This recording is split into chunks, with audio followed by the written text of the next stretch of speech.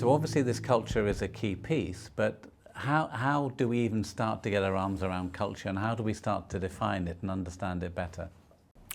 I think that's a really important question, because if you want to change culture, you need to understand what it is.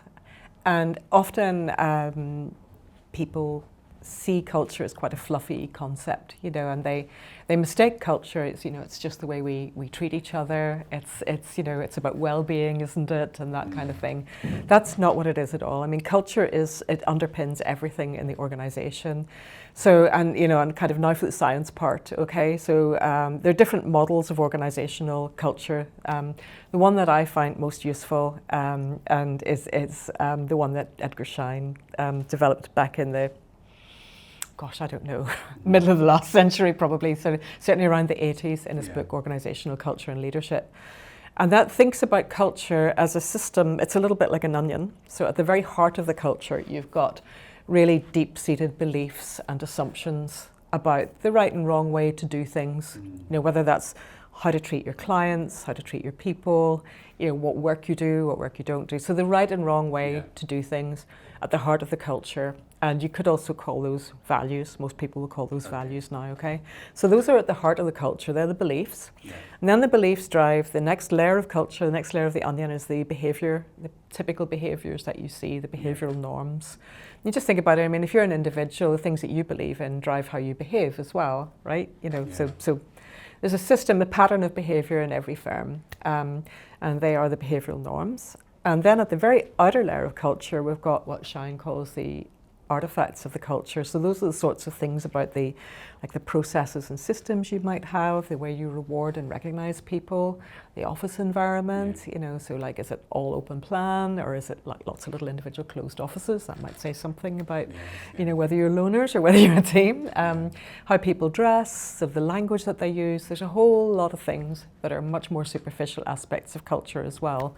And they all kind of work together, okay? So you've got, at the heart of the culture, you've got the beliefs, they drive the behaviours, and then some of these artifacts back it up. So, for example, law firms, professional services firms in general, often tell me that they really believe in understanding their clients, that they are really attuned to their clients. It's a really deep-seated belief, and understanding and getting feedback from them and so on.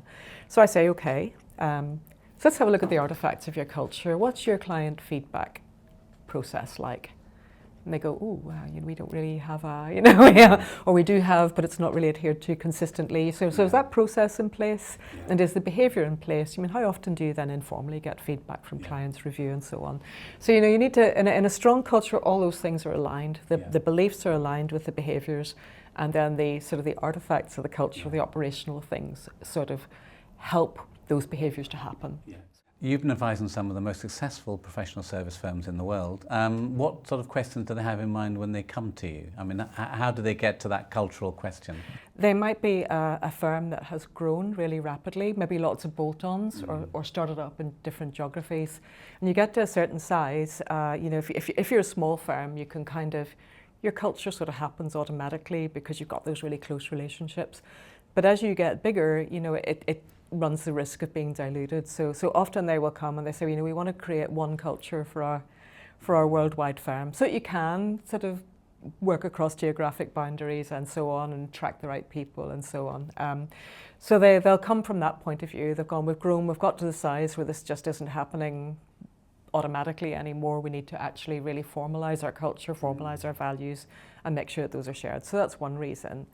Or they might be looking to merge, okay? So, that a merger is a little bit like a marriage, so if you're going to go and get married to somebody, you want somebody who shares your values, okay? And sort of, even if you aren't looking for a partner yet, it helps if you know yourself before you get married as well. So sometimes, they will go like, we're thinking of merging, we want to make sure our culture isn't diluted when we're merging. We find the right partner, so we'll do a little bit of work on our culture before we even start looking, okay? Or you're looking at post-merger integration, because culture, as we know, is one of the key factors in destroying mergers as well. Sometimes they'll come for other reasons. They've done a bit of work on their brand. They want to look at their brand and reputation in the market. Especially law firms can sometimes really struggle with their brand and how to differentiate themselves through their brand. And in some ways, culture is just sort of the, brand is just sort of the outward face of your culture. So one professional services organisation came to me asking, can you, we've done some work on our brand, but brand is about behaviour. So we need to make sure before we start saying this to our clients and to the market, we need to make sure the behaviour matches up. So we're going to start doing some work on our culture before we start shouting about our brand. Okay. And of course the two work together. So there's all sorts of different reasons. Of course, sometimes there's an organisation that has problems with its culture. It sees that its culture is holding it back in certain ways, and they want to fix it. So that's sort of the negative case, if you like. Yeah.